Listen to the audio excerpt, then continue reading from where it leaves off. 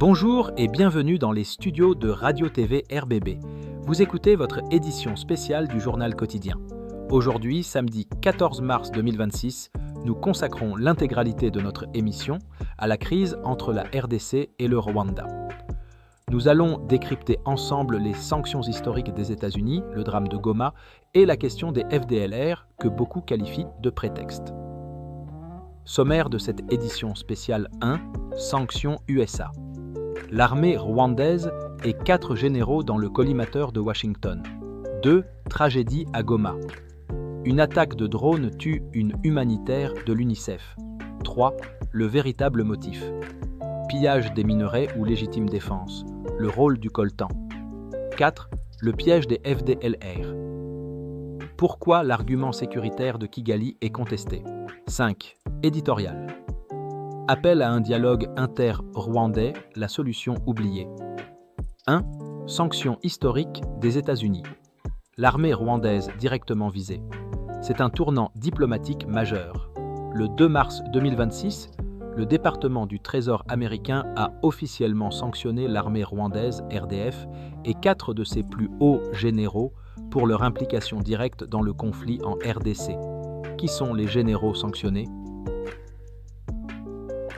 Les États-Unis ont nommément ciblé les hauts gradés suivants, les accusant de diriger les opérations militaires au Congo. Vincent Nyakarundi, chef d'état-major de l'armée rwandaise. Ruki Karusisi, commandant de la 5e division d'infanterie. Mubarak Muganga, chef d'état-major général des forces de défense. Stanislas Gashugi, commandant des opérations spéciales. Pourquoi ces sanctions ? Washington accuse la RDF de fournir un soutien militaire, logistique et tactique actif au M23. Selon les services de renseignement américains, les offensives éclairs du M23, notamment la prise de villes stratégiques comme Uvira début 2026, n'auraient pas été possibles sans l'implication directe de troupes et d'équipements lourds rwandais. Une violation des accords. Ces sanctions interviennent après la violation flagrante des accords de Washington signés en juin 2025 qui devaient garantir la paix. Ces accords prévoyaient pourtant le respect de l'intégrité territoriale et la cessation des hostilités. 2. Drame de Goma, une employée de l'UNICEF tuée par un drone le 11 mars 2026. Un événement tragique a choqué la communauté internationale. Une attaque de drone sur la ville de Goma, actuellement sous occupation du M23, a tué 3 civils, dont Karine Buisset, une employée française de l'UNICEF. Selon la mission des Nations Unies en RDC, MONUSCO, la frappe a visé un bâtiment abritant des travailleurs humanitaires. L'UNICEF a immédiatement réagi, exprimant sa dévastation et son indignation. Réactions internationales. Antonio Guterres, secrétaire général de l'ONU, s'est dit outré et a exigé une enquête, rappelant que les humanitaires ne doivent jamais être une cible. Catherine Russell, directrice exécutive de l'UNICEF, a rendu hommage à sa collègue, soulignant son dévouement pour les enfants et les familles en crise. La chef de la diplomatie européenne, Hadja Labib, a qualifié cet acte de crime abject. Qui est responsable ? L'origine de la frappe de drone qui a tué Karine Buisset à Goma le 11 mars reste controversée. Plusieurs analyses suggèrent que l'appareil aurait pu décoller du Rwanda, qui a d'ailleurs diffusé l'information en premier, tandis que d'autres sources attribuent ces frappes au FARDC contre les positions du M23. Face à ces contradictions, l'ONU et les États-Unis réclament une enquête approfondie sur ce qui pourrait constituer un crime de guerre. Cette attaque soulève la question de la précision des frappes et de la protection des civils dans cette guerre où les lignes sont floues. 3.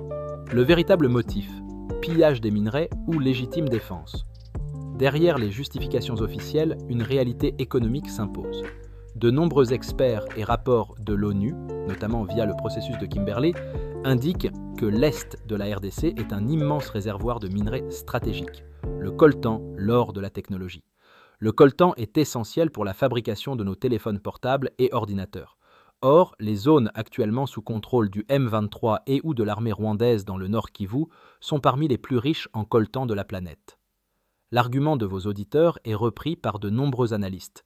L'occupation militaire permet un contrôle direct des sites miniers et des routes commerciales vers le Rwanda, où les minerais sont exportés sous label rwandais.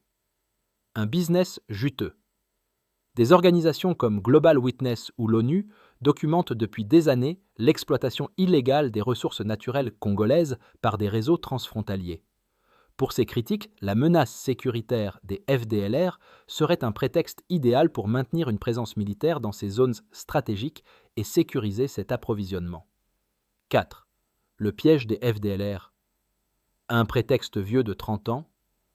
Le gouvernement rwandais justifie sa présence en RDC par la nécessité de neutraliser les forces démocratiques de libération du Rwanda FDLR, un groupe armé créé par des responsables présumés du génocide de 1984 et réfugiés au Congo. Cet argument est aujourd'hui vivement contesté. Pourquoi est-ce considéré comme un prétexte? Des opérations ratées, dans le passé, il y a eu de nombreuses opérations militaires conjointes FARDC-RDF pour traquer les FDLR sans succès durable. Le problème persiste depuis 3 décennies. Une localisation paradoxale. Ironie de la guerre, les FDLR sont aujourd'hui souvent présentes dans des zones reprises ou contrôlées par le M23. Il est donc militairement impossible pour les FARDC de les neutraliser, car il faudrait d'abord reconquérir ces territoires pris par le M23, qui est soutenu par le Rwanda. C'est un cercle vicieux. La complexité des FDLR et l'argument de Kigali est de dire qu'on ne dialogue pas avec des génocidaires. Pourtant, des analyses récentes montrent que la situation est plus complexe. Selon Norman Ishimwe, président de l'ASBL Jambo, il n'existe aujourd'hui aucun acte ou document prouvant une idéologie génocidaire au sein des FDLR actuels. Il souligne que le TPIR, Tribunal pénal international pour le Rwanda, n'a pas défini les FAR, Forces armées rwandaises, comme une institution génocidaire, et que d'anciens FAR occupent même des postes élevés au sein de l'armée rwandaise actuelle, RDF. 5. Éditorial. La solution du dialogue inter-rwandais. Nous arrivons au cœur du problème que vous soulevez et qui mérite une attention particulière. Le M23 est un problème congolais né de frustrations internes et de promesses non tenues par Kinshasa. Son sort doit être réglé dans le cadre du dialogue de Nairobi. Les FDLR sont un problème rwandais. Elles sont le fruit de l'histoire tragique du Rwanda et de l'exil qui a suivi 1994. Tant que ce problème ne sera pas traité à la racine, Kigali aura toujours un prétexte, réel ou non, pour s'immiscer chez son voisin. Une proposition émerge. Le dialogue inter-rwandais en exil. Plutôt que la solution militaire, pourquoi ne pas envisager un dialogue politique entre Kigali et les représentants des FDLR qui acceptent de déposer les armes? Un dialogue pour la paix. Un tel dialogue, supervisé par la communauté internationale, UA-UE, permettrait de trouver une solution politique à cette rébellion vieille de 30 ans. Justice et réconciliation. Après ce dialogue, tous les coupables présumés de crimes pourraient être déférés devant la justice. Le TPIR a déjà jugé les principaux responsables. Cela permettrait de désamorcer la menace sécuritaire pour le Rwanda et de retirer à Kigali son principal argument d'intervention militaire en RDC. Conclusion. Alors que nous parlons, les drones continuent de voler au-dessus de Goma, les familles continuent de fuir et les minerais continuent d'être exploités. Les sanctions américaines ont mis à nu le rôle de l'armée rwandaise.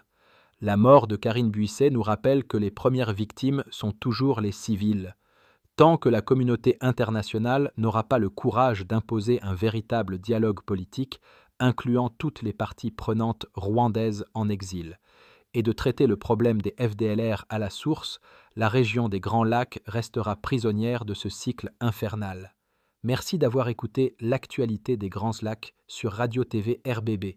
Restez branchés, nous continuerons à suivre cette actualité brûlante avec la rigueur et l'indépendance qui nous animent. Rendez-vous demain pour un nouveau journal.